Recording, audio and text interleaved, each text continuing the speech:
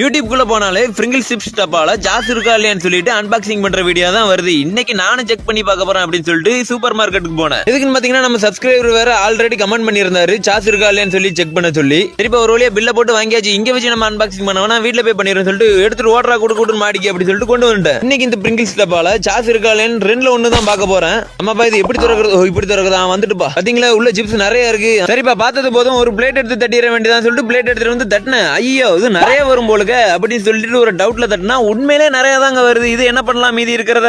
தப்பா கேமராமேன் பக்கத்துல வா, அந்த அப்படி கையில அப்படி அடிங்கொய்யால எங்க வர்ற வீடியோ எடுத்து முடிச்ச பிறகு திங்கிற ஒழுங்க நில்லு. சரிப்பா சிப்ஸ் ரெடியாச்சு. உள்ள சாஸ் இருக்கா இல்லையான்னு சொல்லிட்டு பாத்துறோம். குத்து என்னப்பா உடைய மாட்டிக்கு அடிங்கொய்யால இன்னைக்கு ஒண்ணு விடுறதா இல்லடா. என்னங்க இது உடைய மாட்டிக்கு ரொம்ப கஷ்டமா இருக்கு. ஐயோ என்ன உள்ள ஒண்ணுமே இல்ல. சரி இப்படி வச்சு பார்ப்போம். எப்படி பார்த்தாலும் ஜாஸ்ல நம்ம ஏமாத்துட்டோமா? சாரி பாட்டி. சரிப்பா வந்ததுக்கு சிப்ஸ் ஏட்டு தின்னு டேஸ்ட் பார்ப்போம். பார்த்தா டேஸ்ட் நல்லா தான் இருந்துச்சு. அடுத்து என்ன பண்ணணும் மறக்காம கமெண்ட் பாக்ஸ்